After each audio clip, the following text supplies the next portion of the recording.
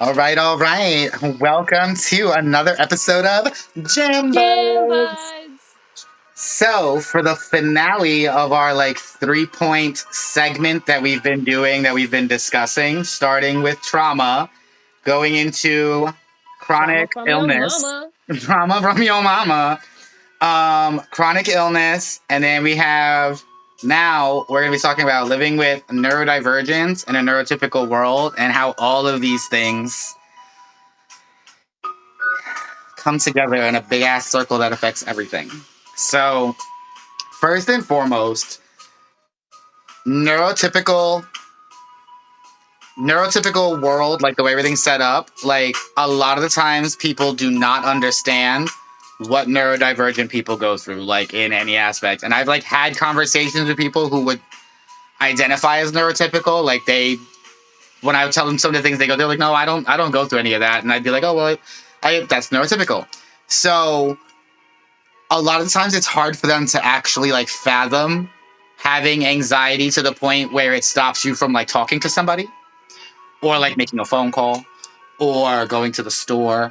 They don't understand. So a lot of things aren't designed for that. But what a lot of people don't realize is a lot of the stuff that causes neurodivergence, like ADHD, autism, PTSD, and stuff like that, OCD, depression, all of that causes your nervous system to be dysregulated. A dysregulated nervous system always feels like it's constantly in danger or being attacked, and from all angles, and you constantly feel like you're in fight, flight, freeze, or fawn, and you're constantly cycling between all of them. That's exhausting. But not only is it exhausting, it physically taxes the body. A lot of doctors have now started realizing that stomach issues like IBS, ulcerative colitis, and general nausea and stuff like that constantly, long-term depression and anxiety that lasts for years with no end in sight, can actually stem from undiagnosed autism or ADHD or ADHD. So, with that in mind, a lot of people don't realize that when their bodies are constantly being racked by illness, when their bodies become immunocompromised from being exhausted all the time, when your mind is just going so much that you physically feel exhausted. So exhausted you've got brain fog, memory loss, no energy. It's all connected to the same thing. That's why I'm working to make healthcare better and to be better insurance is a goal. Our insurance system is just terrible. Um so with that, um that's where all of these last few episodes have been leading to, is the discussion of how all of these things are connected. Um as y'all have learned in our previous episodes of what Madam Red has gone through, she definitely has been diagnosed with PTSD. Um, like Trauma girlies. I'm gonna let her describe how that has affected her life growing up before and after the diagnosis of it, um, and the possible effects that it has on the body living with that. So, Madam Red, take it away. Amen.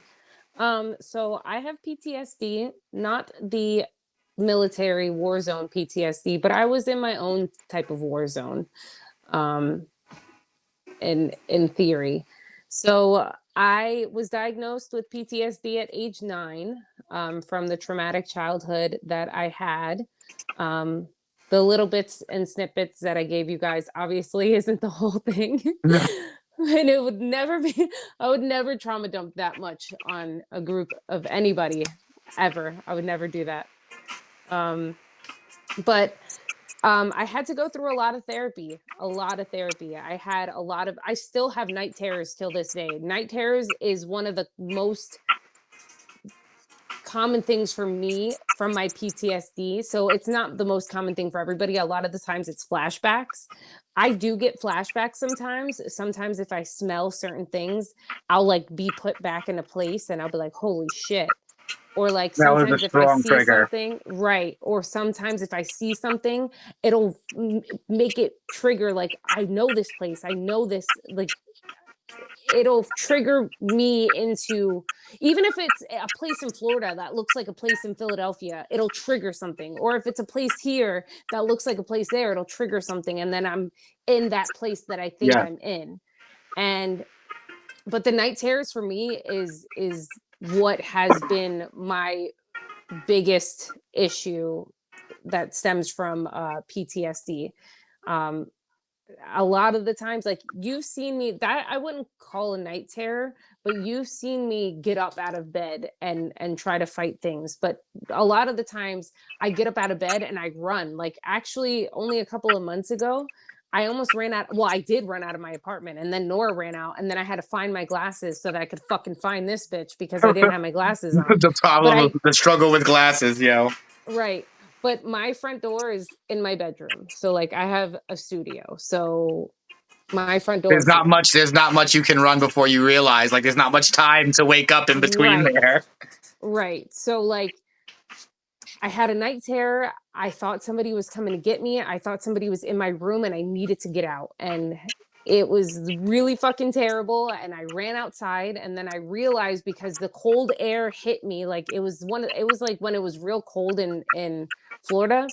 So the cold air hit me, and I was like, oh my God, like I'm outside right now. And then Nora's bitch ass, because of course she just can't be. She just can't be. She always got to add problems. She runs outside, and I'm like, of course, I'm gonna lose you while I'm having a fucking night terror. Like, you gotta just make things harder. I love you, babies, but you just gotta make things a little harder.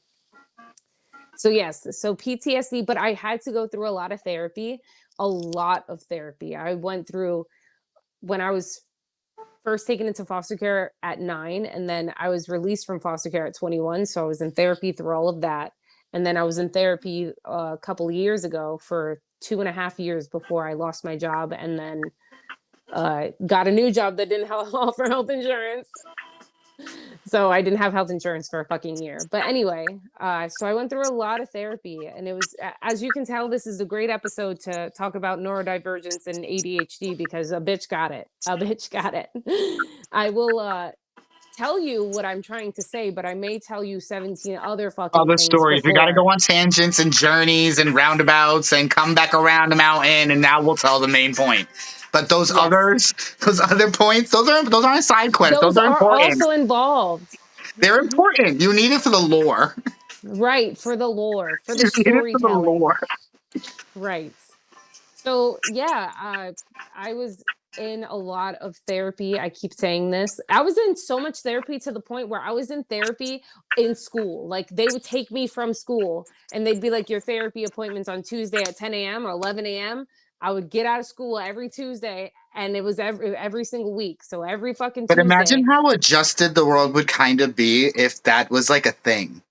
if everybody went to fucking Like if we therapy. like if growing up, especially because like people really truly underestimate how stressful it is for children growing up in like the environments that they grow. Middle school and high school, all those kids going through puberty, all of them trying to find cliques and be like, I belong here, you belong there, you don't belong with us. There is a lot. The amount of homework that gets done because every class is giving Right. homework when you got to study for. If there was a program that kids were even growing up, because then that would also normalize therapy. Because I remember growing up, even me growing up, just in the '90s, therapy was they go to therapy. Yeah, I used to get bullied. I They have used a, to get bullied. It was not. It and was it's not a good thing. It and was it's not a crazy thing as a because kid. bro, everybody could benefit from therapy. You Right. bullying me? You need therapy. Why are you like this? I can't imagine the person I would have become had I not had therapy. I can't imagine that. Hi, BB. Are you here to She's join? here to show. She's here to make her appearance. It's been a Last little time she bit was since she's been on sleeping. camera. She's like, you was talking about me earlier. She wants to get in the camera. She's like, ah. Behold the But butt. but I don't even want to imagine the person that I would have become had I not had therapy for all of those years, because once I got out of foster care, they put me I got out of foster care. Once I got out of my parents' house, they put me immediately in fucking therapy. That's how they got most of the information out of me of exactly what happened Right. and exactly what was going on because I was in therapy. If they didn't give me a therapist, assign me a therapist, I'm not even sure how much I would have divulged in. I'm not sure how comfortable I would have felt talking about it because I had Right. loyalty to my family at that time. I'm not going to sit there and I'm thinking everything that's going on in my family. My mom's a heroin addict. Yeah, I couldn't imagine the person that I would be now. If I didn't have any type of therapy, I would have had no way to regulate my emotions. I'd No. have no way to be as not self-conscious, as what is it called? I mean, that's between Self-aware. subconscious and self-aware because you're aware of what's going on around you when you're in a spiral, but you're also very aware of a lot of what can cause those spirals. So Right. I would call that self-conscious because you handle your triggers. Because a side note for that, it is our responsibility to handle how we react to our triggers, but it's also our responsibility to make sure that people who disrespect us by constantly and putting us around our triggers need to be away until we are healthy enough to handle it. Because not everybody heals differently. But so you're very self-conscious about your situations that can put you in mental and emotional harm's way, Right. especially when you're aware. And that's what then goes into when you're aware of what's going on and how it connects to you in the first place. Right. And also, I know when I'm wrong. So my problem is that anger is my go-to emotion. Anger is my safe emotion. It doesn't make me feel weak. It doesn't make me feel like, I don't know. I feel like anger validates me. If I can just go to fucking anger, that's fine. Like I'm validated. Like sometimes I wake up angry. Sometimes I wake up just pissed off. I'll be like, I'm already having a bad day and I don't even know what's wrong with me. And I'm like, I don't even know why I woke up like this. Well, that leads into actually something that I learned that actually helped me because I also used very angry. I used to be angry at everything and all things, the world. I was just a walking anger bomb. And obviously, I'm still human, so I have my moments. But one of the things that I learned was that a lot of the times we default to anger because it's such an easy emotion to feel, understand, and process. But because we do that, we skip feeling a lot of the other emotions that are involved in those processes, and then it becomes harder to identify them later. Like there are still times where I'll feel a certain way, and I'm like, I genuinely don't know what I'm feeling. Can't I just be angry? Because I still don't Right. know what that emotion is because it's been so long since I actually sat with it. Now I'm a lot better. Now I recognize when I'm feeling sad or when I'm like disappointed and upset. And even in the beginning, sometimes like there'll be like a quick flash of like anger and frustration. But I recognize that and I'm like, but I don't, this isn't like a situation to be like angry about. And Like, I'm not saying that I'm angry all the no, time because I'm definitely no, not. you're definitely not. I usually try to relax, but then when something inconveniences me, it's dramatic. I'm very dramatic. I'm very dramatic. And Everything, that comes from the because you've only been feeling anger, like because you're like I can feel angry and I'm good, then I'm done with the thing.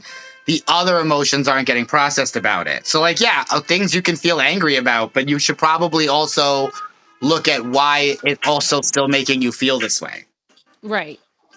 And that's important. That's why therapy is so important. That's why I want to get into therapy because like yeah, I talk my shit because I know I've done my studying, but like it's easier to have somebody else, in my opinion.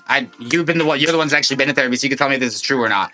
When someone's like asking you the question, like when someone like I can ask myself why and then kind of like avoid it, but someone else asking me a why and then needing the specific why. They're not just gonna settle for whatever answer I give. Like, well, why did you That's do one this thing thing? I did like about therapy. Although One therapist when I was 14 asked me what I could have done differently to I avoid don't what like happened that. to me, and I didn't like that. I don't like that. Although my most recent therapist, when we weren't doing EMDR, she would ask, what accountability can I take from this? I like that. What accountability could I take from this so that I know next time when I'm in this situation, I know what I'm accountable for and I'm holding you accountable for what you're accountable for so we can speak this out like adults. Like not everything has to be a blowout. Not And you don't have to everything take the has whole to be a burden huge. of thinking that it's all on you and you're taking Exactly. accountability for something that somebody else did. Because Exactly. we're always accountable for our actions and interactions with other people, but you also have to realize like there are things I might not have done had they not done this. Right. Right. So there was a time where like when I'd be upset about something and I kind of wouldn't understand why, and I'd say something and I'd have some people that would be like, "Well, why do you feel like that?" Like genuinely, and now I'm sitting there and I'm asking, and I'm like, "Why do I feel like this?" And I don't want to just be like, "Oh, like well, like I genuinely am like, no, why do I?" And I'll sit with it, and that's shadow work number one. Um, why do I feel like this? Why does this make me feel like this? What can I do to not allow this to make me feel like this anymore? Right. And that's why now, like, if I can get the minute to think, I can make the anger not be so explosive. But if somebody just keeps on pushing when I'm already kind of feeling myself get hot, you're just going to get explosive anger because you're not letting me calm down. Right. Like, I tend to shut down when I'm like very angry. When I just want to go to a quick response, I'll just burst. But when I'm actually really mad, like you've done pissed me the fuck off, I shut down. Like I just completely shut down. I don't want to fucking talk because I know that if I talk, my voice is going to sound 10 times deeper. The things that are going to come out of my mouth is going to be 10 times more vile. And I don't want to end up apologizing for it later because I know the person that I am right now. And I'm not saying I'm different people, not in a multiple personality. I'm in full control of myself. There aren't lapses in my memory. A good sign of that is if there's some lapses in your memory, you can't remember parts of your day yeah. that has gone by, like 30-40 minutes have gone by. That doesn't happen. So, and trust me, I'm the type of person that's like, if I got it diagnosed my bitch ass with it, because I might as well know than don't know. And I was in therapy for 2.5 years, so if she would have caught anything, she would have been like, bitch, get a little tested. But what was I saying? Because the ADHD is real. How are you real? I Oh, genuinely don't remember either. I'm a different.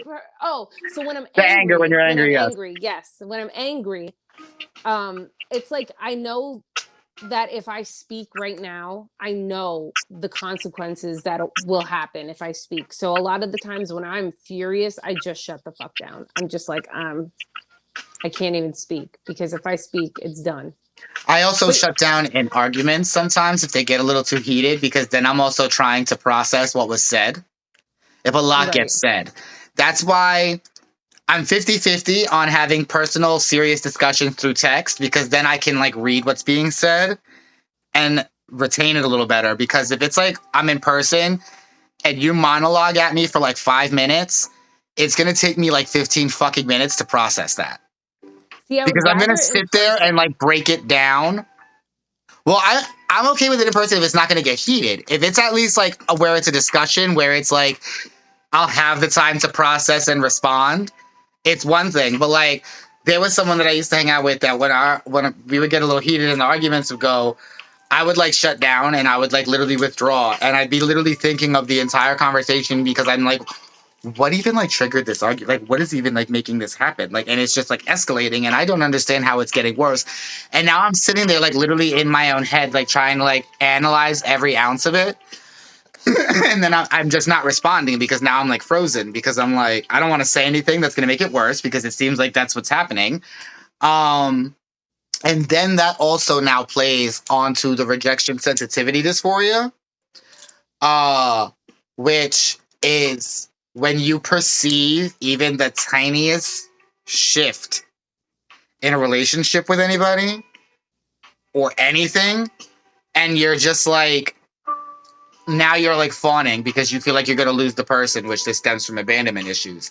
So, like, thinking that people are always mad at you is part of that. And Right. I've had to work really, really hard on that because I understand that people got things in their lives that can be stressing them out. I'm not the center of the universe. Not everybody is constantly thinking about me and being like, oh, I'm pissed at Anthony now for something that happened a long time ago, whatever. No. So I learned to kind of that with, like, when I'm like, oh, so and so must be mad at me or whatever, and then be like, well, who told you that? They're a grown person. Did they tell you that they're mad at you? Did anything even like happen for anybody to be mad at you? No. All Right. right, so shut the fuck up. So it's been a constant struggle with that, like my whole life. Like every time I'm like friends with somebody and I feel like they don't want to be friends anymore, I go into like overdrive of like trying to keep them around, and then that ends up draining the shit out of me because they have decided they didn't want to be my friend anymore, and not everybody's meant to stay Right. around I forever. can say I have witnessed your meltdowns for those situations and not understood why it's so dramatic. And then But later on, that's why. you're like, oh, I'm right. So like in two situations where that happened, it was like really fucking bad and it was really awful and you were just like really upset and then I couldn't understand like Bitch, it don't even make sense to me. Because right. then afterwards, when I'm looking at it, it's literally like you hear me. So I'm like, friends come and go. Like I understand. Like, oh, you want them to stay around forever, but some people just aren't meant to be. When it's happening, it's the end of the world. That's how. Right. So and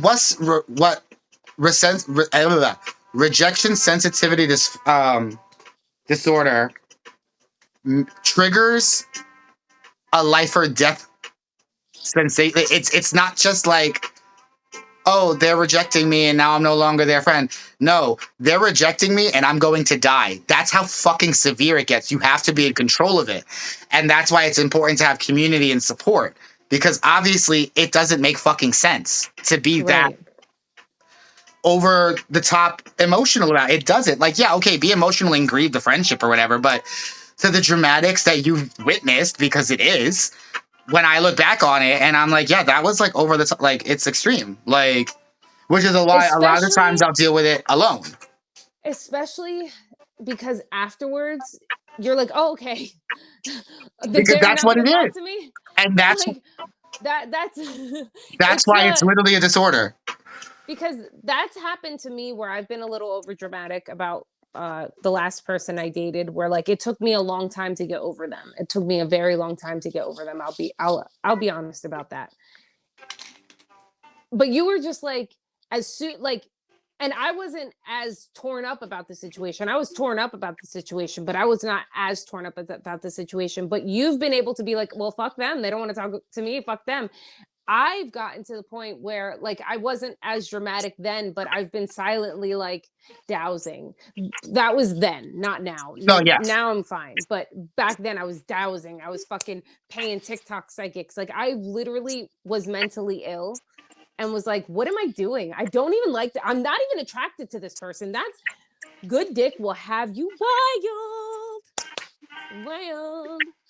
Good dick will have you wild, girl. Cause I cannot even explain the level of psycho that I became that I never, ever, ever, ever was. You bitch, you see me with boyfriends, you see me with breakups. When do I ever act dramatic? I was engaged. Did I cry over him? Nor. Nor. Nor. Nor. After that bum motherfucker who likes to suck dick but not wash his ass. Did I cry? Nor. Nor. And we don't gotta cut that out. Keep that in. Baby. Screaming. So next we're gonna move into describing a little bit of executive dysfunction. Which from what I've described, I don't know if you deal with that really to the degree that I deal with it. And it's so hard to describe exactly like what the fuck it is. So like, and matter of fact, I actually just sent you a link to someone who kind of described what the like how they describe it, where it's like you have this task and then you avoid it by doing something else, and you get caught up in the doing something else, and then you start to feel the shame over not doing the something else, and it takes the shame building up until it finally becomes like a sense of urgency, and then you're able to do the thing, and then after you do the thing and you see how quick you got it done, you're stuck with more shame because it's like, why couldn't I just do the thing? I make myself afraid, and maybe that's why. Well, no, because look at me. On the last day on Sunday, it took me forever to do that fucking project. I waited until the last day. One, because I didn't read it correctly. And two, because I didn't read it correctly. So, so like, I mean, I guess had I read it, I would have put it in my planner. I do have my handy dandy planner. A handy dandy planner. My handy dandy planner. Yeah, planners do not work for me. I try to put things in my calendar. I try to like schedule shit, and it's like I don't then look at like the thing. And I saw somebody actually describe their executive dysfunction is like this. Like they know they'll have to get in the shower. They'll start like scrolling and like doing other things to prolong getting in the shower. But then once they get in the shower, they don't want to leave it because it's so enjoyable. Like they know it's going to be like that, No, but I love still can't showers. just do it. I So, love and you have showers. to That's like, my singing time. and so, and it's like, and I've trained myself to do it like in a schedule because I'll have the same thing. I'll avoid the shower and I'll be like, oh, I'll just shower in a little bit. And then I'll start doing something else after this, after this, after this. And all of a sudden it's like, oh no, it's so late. And then I have to shower in the morning, and I hate showering in the mornings. I'd rather shower like at night before bed, or like right when or like at nighttime some way, and then go to bed fresh because I'm always washing my bed sheets and stuff too. Like I try to keep things on schedule because if I don't keep it on a schedule, the routine gets broken. Right. And then if the routine gets broken, I'm fucked.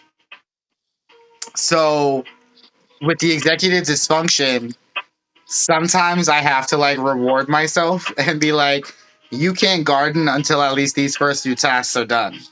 And now it's just like me combating like how nauseous I'm gonna get before I can get these things done. Which sometimes isn't so bad, but if the anxiety because I'm focused.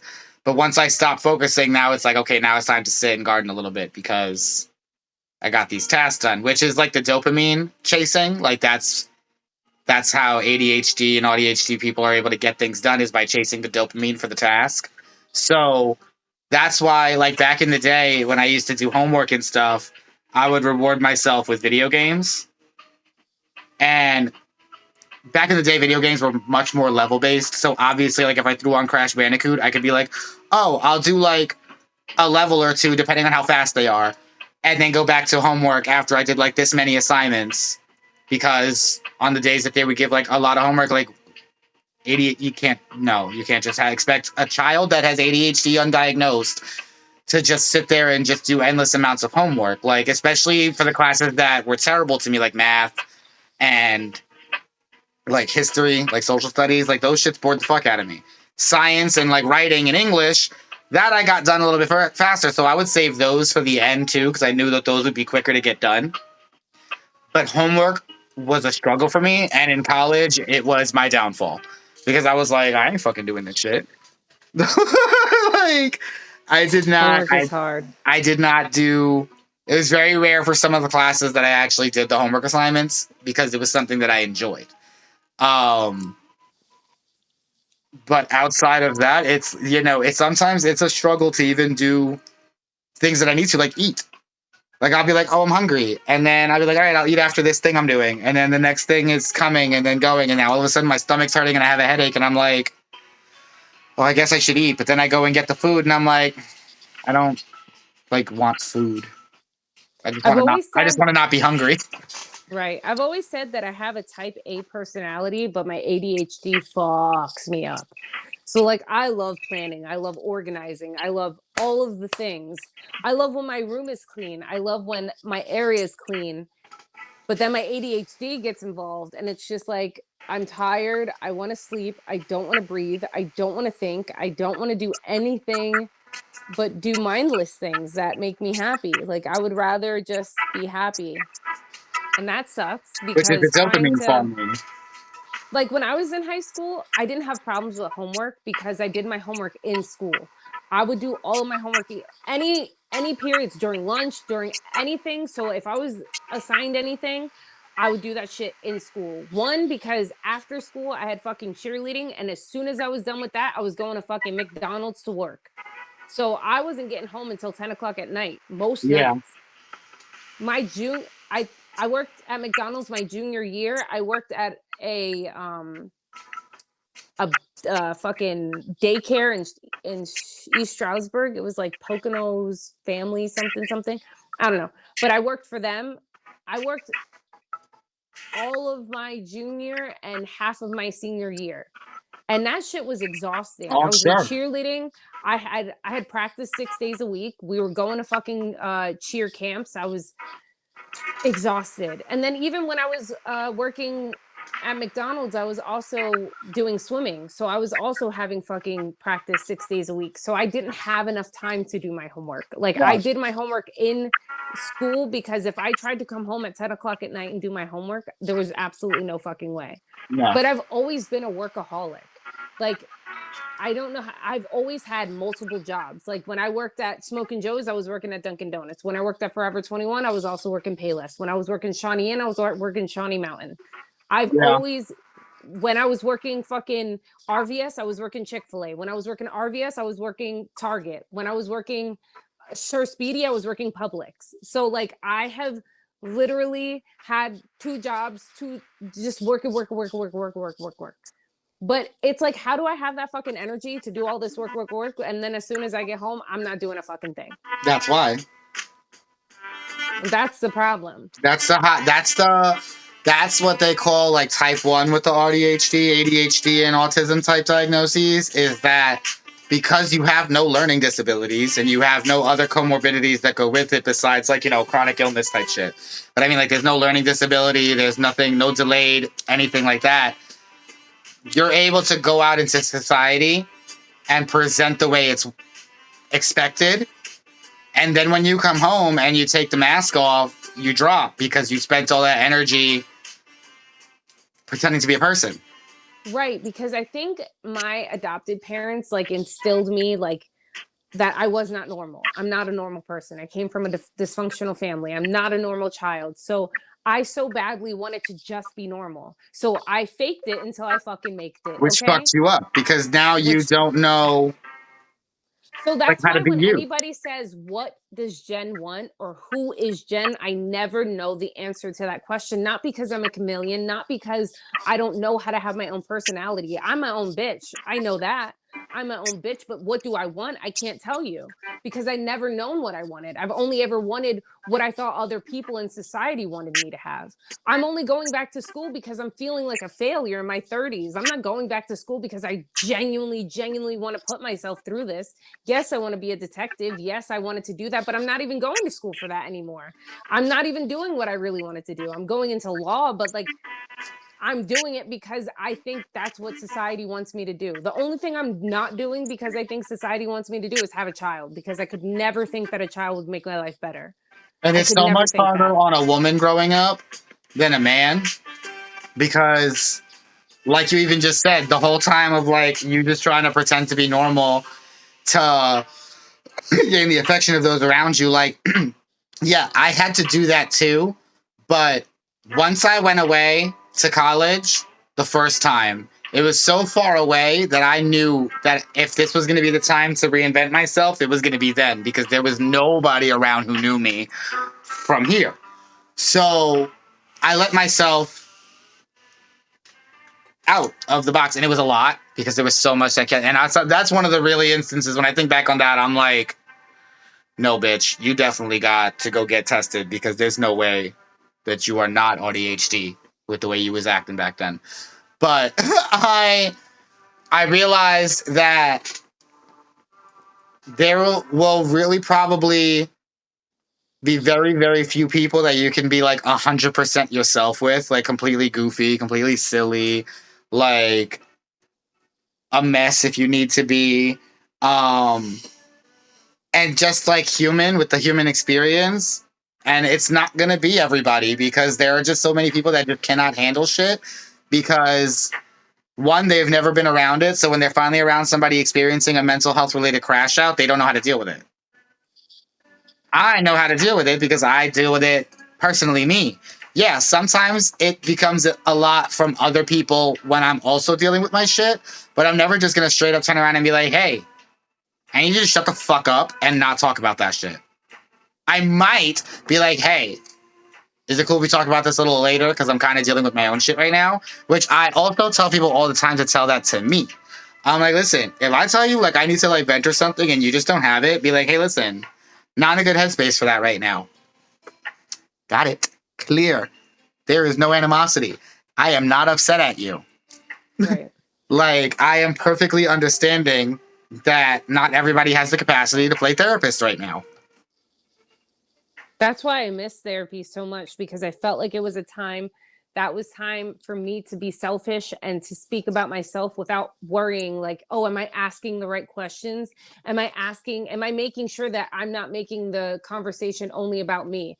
Because when I'm in crisis or when I feel like I can't handle it, speaking to my therapist was the best thing for me, because she would be like, okay, this is how you got to use your tools. You got to use what we've learned. We've got to use your counting.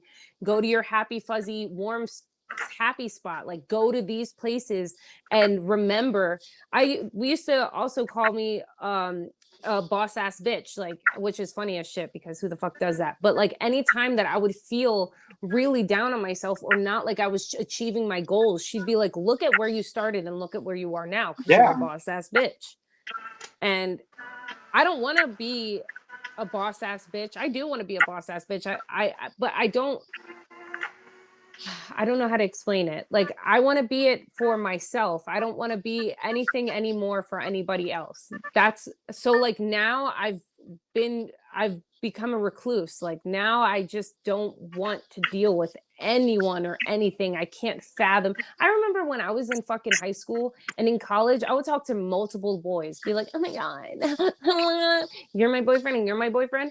I'm trying to go on these fucking dating apps and I'll literally be like, I would rather shoot myself in the face. I cannot imagine a stupid man inside me. I could not imagine I could not fathom it. I could not fathom allowing it. So, this one, I'm wondering if you can relate to this one because this is one that I learned and it actually explains a shit ton. People originally called it pathological demand avoidance, but it's been kind of rebranded into persistent drive for autonomy, which makes a lot more sense with what happens. You're washing the dishes. Someone comes from somewhere and says, hey, can you wash the dishes?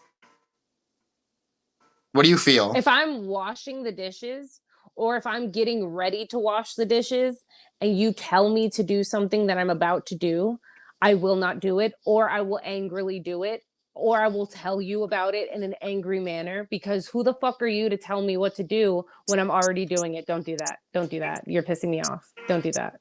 And ladies and gentlemen, and theys and thems, Exhibit A. That Don't is do that. actually, that right there is persistent drive for autonomy. The irrational, like, anger that pops up from someone Yeah, telling you because to like, do what do you now? something I'm that getting you're mad. about to. Now I'm getting mad because why are you even telling me to do something that I'm already going to do? And you know who does that to me? Because he likes to do it because he likes to fuck around. He knows that he's pissing me off. So he'll be like, did you do this? And then I'll either feel like I got to rush to do it because like now you're making me feel some type of way. Like, what do you mean? Did you clean your room this weekend? What do you mean? Why are you even asking me that question? What kind of question is that to ask on a fucking Sunday? So Did you? now you're going to sit there and rush it the fuck out because you don't want anybody to tell you to do anything else from now the rest of the day. I cleaned my room, now leave me alone. Yo, me quitting and taking that detox and throwing my grinder away. It was because he was like, hey, did you take it yet? And I was like, I didn't, but I will because I'm a failure. And I just started flipping out and I took the fucking detox. I threw everything away. And then literally the next day I had a panic attack and was like, I can't do this. That is persistent drive for autonomy. When when you feel like somebody is taking away your ability, your sense of self, basically, and your self control, and you need to do whatever it takes to get it back. Right, because Down to either ignoring the task entirely, angrily getting it done out of the way, and like rushing it. Like that's what that is, actually. I can see that. So that has been something that has been an issue that I've dealt with a lot that I never realized what it was You know until what? learning about it. What happened? I'm so sorry. You started talking, and I was like, and then I was like, I don't know why I make these fucking faces, bro. I gotta remember that we're recording and that we're not just on FaceTime. Because you're stimming. It's okay. This is the conversation for it. Living with neurodivergence in a neurotypical world. We do things like that. I'm down Just here. the I, neurotypical. I I play. mean, I the be playing. neurotypical. I be down here playing with my bracelet the whole fucking time off camera. I be moving my legs. My restless leg syndrome. That's part of the ADHD. My legs don't stop. When I'm laying in bed at night, sometimes my body literally just be. I be like moving in bed, and I'm like, "Yo, can Right, you I'm like, just I'm rubbing my hands together. my I'm hands rubbing my together, my feet, everything? I legs. be moving, and my I'm hips are rubbing my moving, and legs. I'm like jiggling and almost, and I'm like, "Yo, can you just fucking just? We're going to bed, body." Sometimes when I'm going to bed, if I can hear things like my heartbeat, or if I can hear, or if I can feel my heartbeat in my arm, like you lay like this Yeah. sometimes you can hear your heartbeat. I will literally not sleep that night. Well, that's why. like, That's definitely why I have to have fans because I need the noise. because like I don't I feel like sometimes I forget that I am a human being and that my body runs on its own. So then sometimes when I have a faster heart rate, like my heart rate is on its own accelerated. So when I hear sometimes how fast my heart is, Yo, I start to flip mine, the fuck out. So then I'm like, nope. yo, Oh my mine. God. So then They I'm just when like I go to laying on get the like bed. any time of like when I've gone to get any type of like checkup with this, they're like, "Can you like calm down?" And I'm like, "This is as calm as it's gonna get." Like, besides the fact that I have a heart murmur that distracts everybody and they need to focus on that all the time. Yeah, no, like even right now, like my heart is beating like mad fast. Like that's part of the anxiety and all of that, just to be in a constant state of like fight, flight, freeze, or fawn, which is just terrible at all times. So you've you've actually been diagnosed with ADHD, right? Yeah, they tried to put me on Ritalin, and then I turned into like a complete zombie, and they were like, maybe not. And then I don't know why. After I left my adopted parents' house, I never, they never said shit about it again. They were just like, fuck it, we're not gonna try to fucking give you any medication at all. I don't want to be a zombie. But it is in I my want to be like records. normal. I don't But want to it be a is in my zombie. records. Right.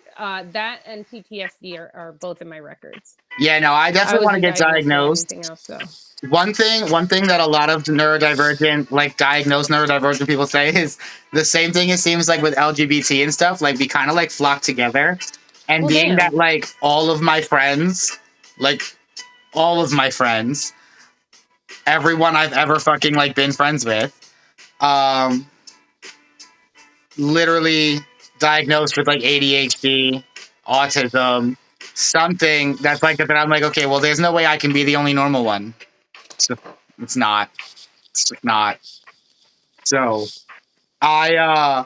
I say all the time, like it's not that I just like run with it because honestly I don't go around like saying I have these things. I'll discuss what I deal with and say that from what I've researched it could possibly be this, but I'm not like running around like check marking it off of things like I actually 100% have it. So that is the one thing like I really want to get insurance for, to um like have like to know that that's a thing. So if you see behind me, it doesn't show the full image because for some reason I can't get screenshots to like show the full image. But this is Spoon Theory. I'm gonna post a link in the video description that gives a more breakdown of it. I have it open now, so I can actually describe a little bit of it. Now, I have actually from a .org. So again, .org is like that's good resources. So basically, spoon theory is a simple metaphor created by Christine Miserandino, a blogger living with lupus, to explain what it's like to live with limited energy. In her writing, she uses spoons to represent unit of energy. As you can see, 1, 2, 3, 4. That's what those are for. Um, every task, big or small, costs a spoon. Getting out of bed might cost one. Taking a shower could take two more. By the time breakfast is over, you might already be down a few spoons. So there are some on the bottom. We're not going to focus on like the super bottom. I mean, I can kind of maybe read them, but we have the top. So things that cost 1 spoon, 2 spoons, 3 spoons, 4 spoons. Now, remember how in the previous episode you were like, that sounds like it's a lot of spoons for some of those things. Like, that's kind of crazy. It is.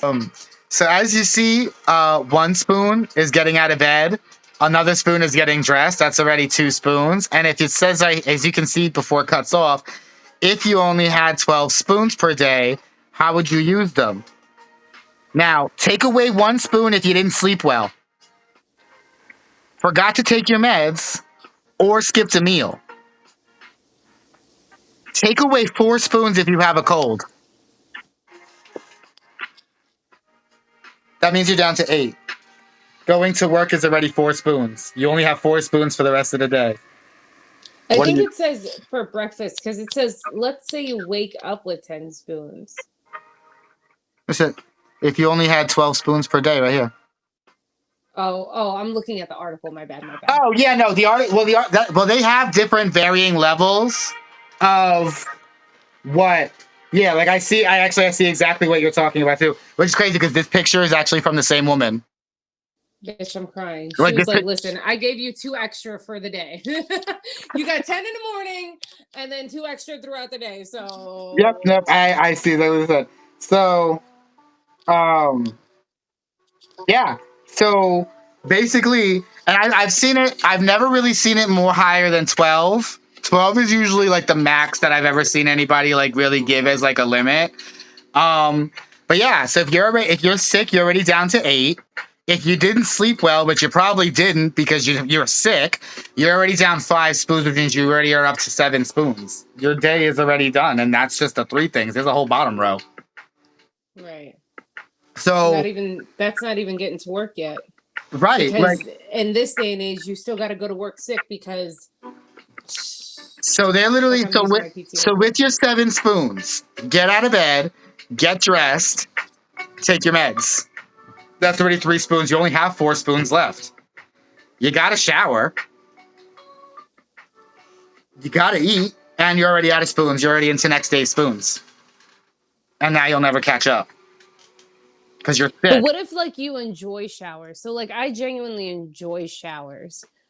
That doesn't feel like anything expended to do that. Like I don't feel drained after I come out of a shower. I feel better when I come out of the shower. So what would that equate to? Just the energy still expended on the task. Like if you have to wash your Oh, hair, do like it's like especially like in every, and that's why and I'm gonna tell you why right now. Every time you shower, is it always the same routine? no. Exactly.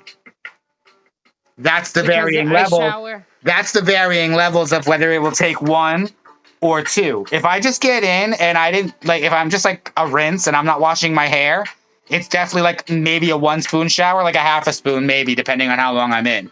But if it's a day where I got to wash my hair, exfoliate, and shave after, and all, it's definitely a 2 to 3 possible spoon shower Right. On because Wednesdays, I mean on Sundays and Thursdays, my hair wash days is also when I shave. So that's my longest showers. But during the regular just days, I'm in the shower for like 15, 20 minutes. My hair and shower, I'm in the shower for like when 45 I minutes. actually, because of how much of a process it is to wash and do my hair, it takes energy before it's even taking energy because I'm already kind of like dreading the process. The shower is enjoyable. The process of the things I have to do in the shower are what take the energy. That's what it's for. So in your case, when you're like that, you're only taking like the 15-minute shower, not washing your hair, that could just be 1 spoon of energy for Right. the day. Because And not washing my even, maybe hair, half a like spoon because, but look at your hair. Your hair's thick. I it gets heavy Yes. because I wash it twice and then I put conditioner only on the bottom parts, and then I brush my hair in the shower, and then I wash it out. And while I'm doing all that, I'm trying to shave. Right. So it can be a It's a process. So lot. now, look, going on this, depending on what you're going shopping for, can obviously take up to 4 spoons. A full day's worth of grocery shopping, you know that's going to take your energy. Yeah, that's true. I actually have to go grocery shopping this weekend. Make and eat a meal, depending on the difficulty and and how much steps go into all of that. If you're making a full meal from scratch, that's definitely taking 3 or more spoons. If you're just throwing something in like a toaster or a microwave, maybe a spoon, because you still got to like decide what to eat and stuff. And for someone who's dealing with like severe chronic illness, and that's why it also varies. Someone like me who's not dealing with something as much as like even someone like you, I might have a little bit more spoon. I'm constantly in a state of fatigue, so I know I'm still drained somewhere, but I know that I have a little bit more energy than someone who's severely chronically ill, like someone with like kidney failure or lupus or multiple sclerosis or cancer, something like that, where someone who is severely ill might only have 4 spoons for an entire day. And they have to plan around that. My And you're not, number one symptom besides shitting my pants for Crohn's disease is fatigue. yes, because you're not getting the proper nutrients. I'm malnourished, right? So now think about that.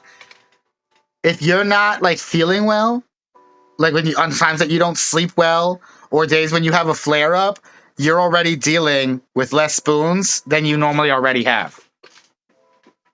So on a day that you wake up and you have a flare up, already take away, depending on how severe the flare up is, 4 or more spoons. I only go to the hospital when I'm dying. So if I'm having a flare up, I'll just pop some Tylenol and keep it pushing. And the times that it sends you to the hospital, there's all 12 spoons for the day. Yo, the times it sends me to the hospital, Because that's shit. That's more than just going to the doctor.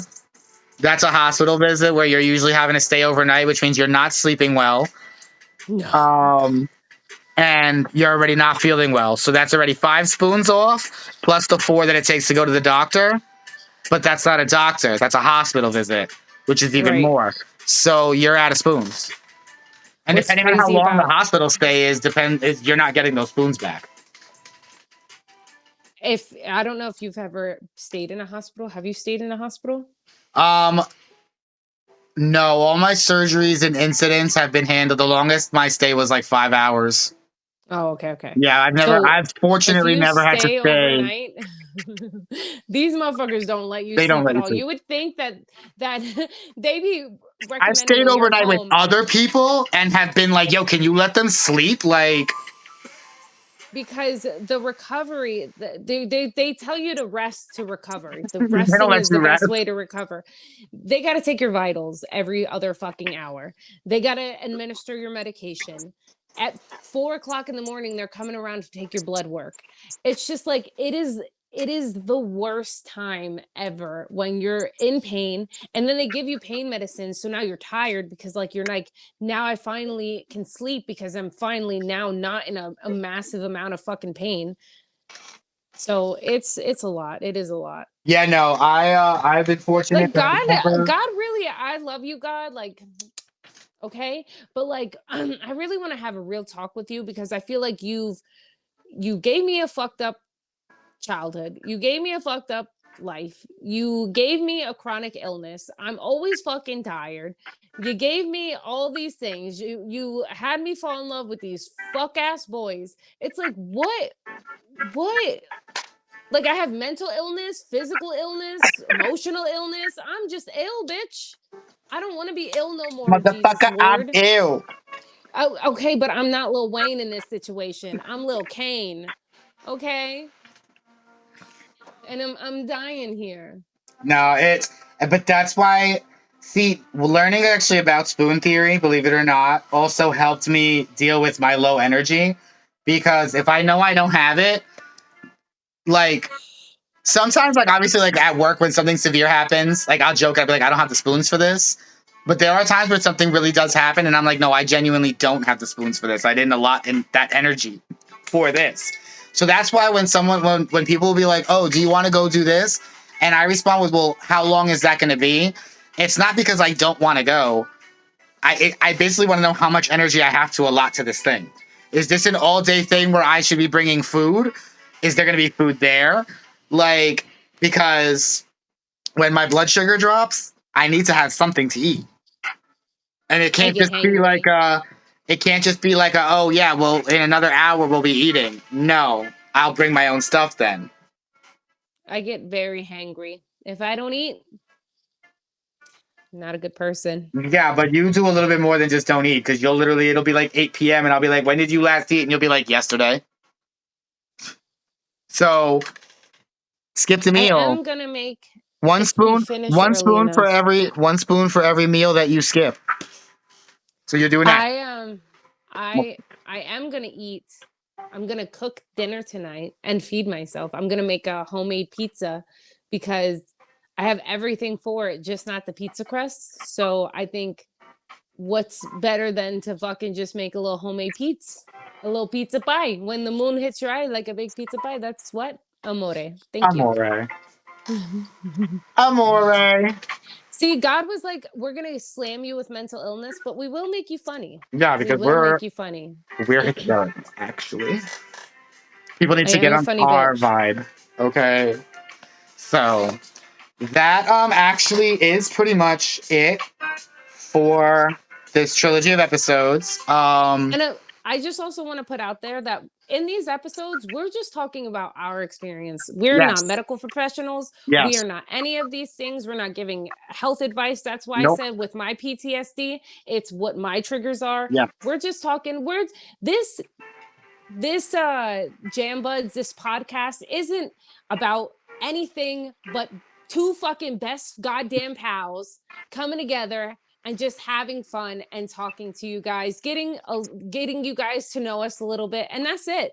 We're not here to fucking give you political advice. We're not here to fucking stroke your ego. We're not here to do any of that. We're just here to be two best friends and show you what it's like to be two fucking best friends living on the Literally, opposite sides of the country, still bonding over shit literally, once a week. literally, it's literally this podcast is literally just our journey through life and Right. us documenting, recording it.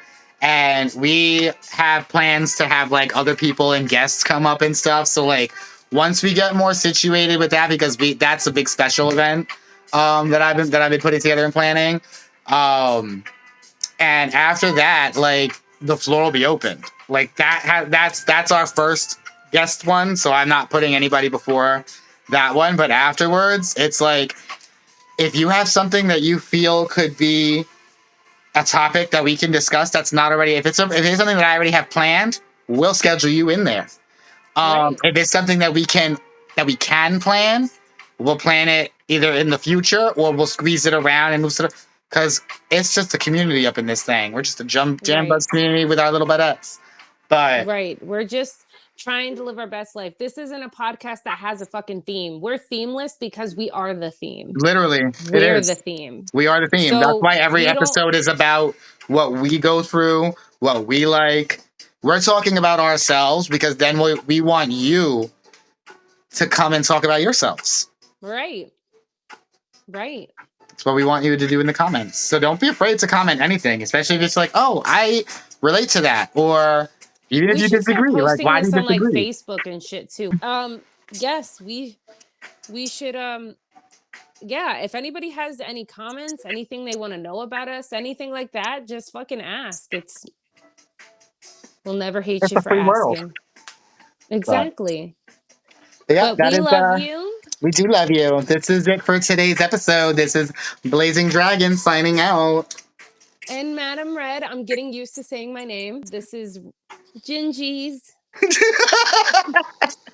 Until next time, Bud-ettes. Bye. Bye.